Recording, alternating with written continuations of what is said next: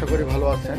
তবে একটা খুশির সংবাদ হলো এটাই, তার আগে একটা কথা বলে নিই।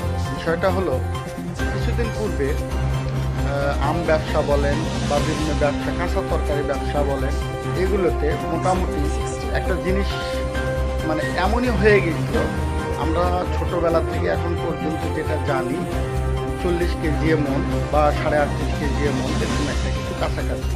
কিন্তু এই জিনিসটাই যে 50 কেজি, 52 কেজি বা 55 কেজিতে মন, এই জিনিসটা নিয়ে একদিন আমি লাইভে ছিলাম যে আসলে কোনটা আগে আমরা যে লেখাপড়া করছি 40 কেজিতে মন, সেটা কি সত্য, না এখন যেটা শুরু হয়েছে 50, 52 বা 55 কেজিতে মন, আসলে কোনটা সত্য? যদি আগেরটাই হয় তাহলে এটা কেন, আর এটাই যদি হয় তাহলে আগেরটা সবগুলো বই পুস্তকে যত কিছু আছে সবগুলোই কিন্তু মুছে ফেলে নতুন করে লিখতে হবে 50, 52, 55 কেজিতে মন। যাক, একটা সুখবর আছে, প্রত্যেকটা বাংলাদেশের প্রত্যেকটা উপজেলা নির্বাহী অফিসার একটা নোটিশ জারি করছেন, কোনোভাবে যদি কেউ কারো কাছ থেকে 40-এর অতিরিক্ত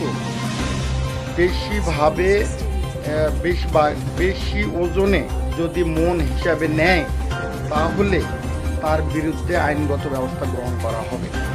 এই মর্মে পুরাতন যে কথা 40 কেজিতে মন, এটা বাস্তবায়ন এবং এটাই থাকবে।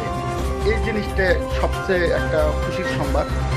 আপনারা মনে রাখবেন, সামনে কিছুদিনের মধ্যে আমাদের পোরশাতে, সাপাহারে, আপনারা জানেন নওগাঁ জেলার মধ্যে পোরশা সাপাহার হলো আমের রাজধানী।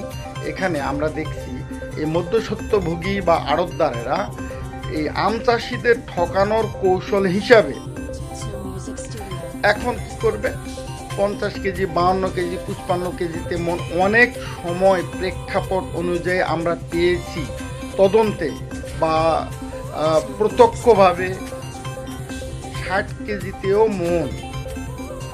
যাক, আমার পোরশা উপজেলা নির্বাহী অফিসারকে অসংখ্য ধন্যবাদ, যিনি বিষয়টা আগেই নজরে নিয়ে আমলে নিয়ে এর একটা ব্যবস্থা করেছেন।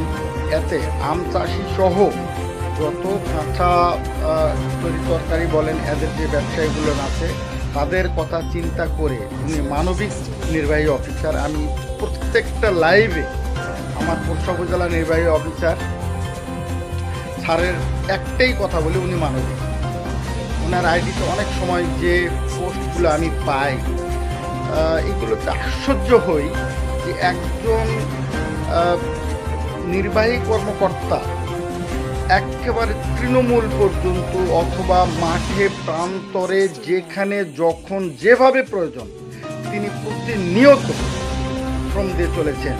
অনেক সময় কিছুদিন আগে একটা পোস্ট দেখলাম, উনি এই মানে বড় ধানের ফসল পরিদর্শনে গেলেন, তারপরে তেলের একটা সংকট ছিলেন, চাষিরা ঠিকমতো তেল পাচ্ছে কিনা, সেই তেলগুলো বা দিয়ে তারা ঠিকমতো সেচ দিতে পারতেছেন কিনা, এই জিনিসগুলো সরেজমিনে পরিদর্শন করার জন্য যখন তুমি মাঠে গেলেন, ঠিক ফিরার আগ মুহূর্তে মাগরিবের আজান দিয়ে ফেলছে, এমন সময় একজন কৃষক মাঠের মাঝখানে নিজের গামছা বিছায় নামাজরত অবস্থায় একটা ছবি তুলে সম্ভবত 3 সেকেন্ডের একটা ভিডিও পোস্ট করছেন। চিন্তা করা যায় এমন মন মানসিকতার একজন নির্বাহী অফিসার, যেটা আমাদের পোরশার অহংকার।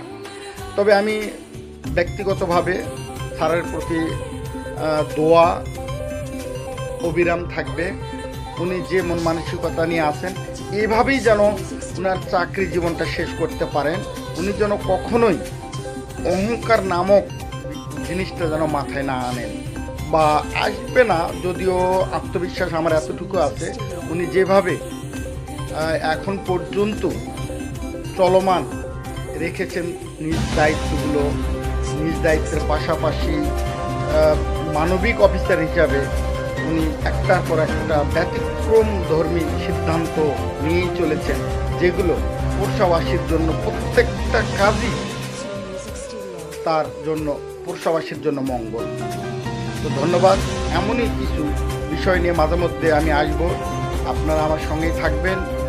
অবশ্যই আমার প্রোফাইলটাকে ফলো দিয়ে রাখবেন, সাথে থাকবেন। ধন্যবাদ সকলকে।